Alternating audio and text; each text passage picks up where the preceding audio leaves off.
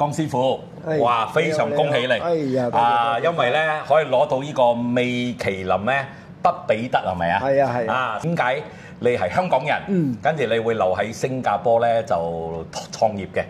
咁其實咧，我不嬲都係打工嘅。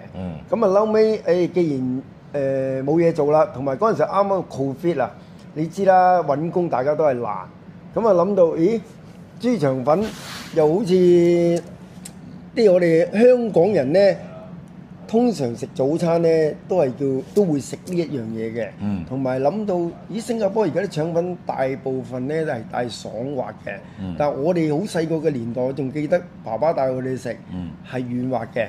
咁我就既然自己做啦，我唔知會唔會啱食啦。但我不如我做翻以前嘅老味道出嚟。好多後生年輕一代可能未食過軟滑嘅腸粉。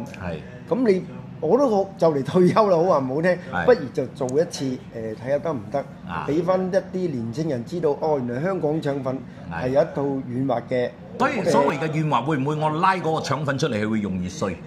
嗱，一定唔會碎，係軟滑係滑啫，不過攞上嚟仲係成嚿咁樣攞嘅。冇錯啦。咁係講我哋出邊食嗰啲一拉落去斷嘅咧？係啦，嗰啲就我唔係咁欣賞啦。嗰啲就係功夫仲爭啲嘅。係啦係。豉油啊非常重要，因為我每日都係早上去煮嘅，你知啦，你豉油擺喺雪櫃咁樣出嚟，大家都知爭啲。有啲咧就好爛嘅，咁就咁攞啲豉油攞水開就算㗎啦。咁如果以前嗰啲通常薑葱啊、葱頭仔啊、洋葱咁樣爆咯。爆香咗再蘸豉油先落水嘅，我哋就。所以嗰個豉油味先咁靚。係啦。就你都唔知道，就係咁樣做咗6個月。係啦係啦。忽然間咧就俾人哋就頒一個獎俾你啦。係啊。呢個嗌做必比登必比登咁呢個我所謂嘅米其林美食推介啦。我哋都係諗住過生活啫，冇諗住。喺新加坡邊時啊？嗰陣時候。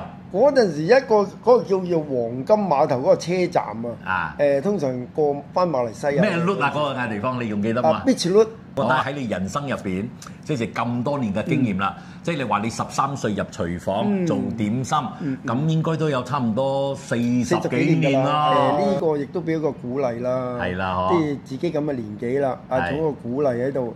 都係好開心嘅。係啦，星龍腸粉將已經進入歷史咗啦，啱唔啱？咁而家江師傅咧就係一樣啦，嚇，講飲講食逍遙遊。OK。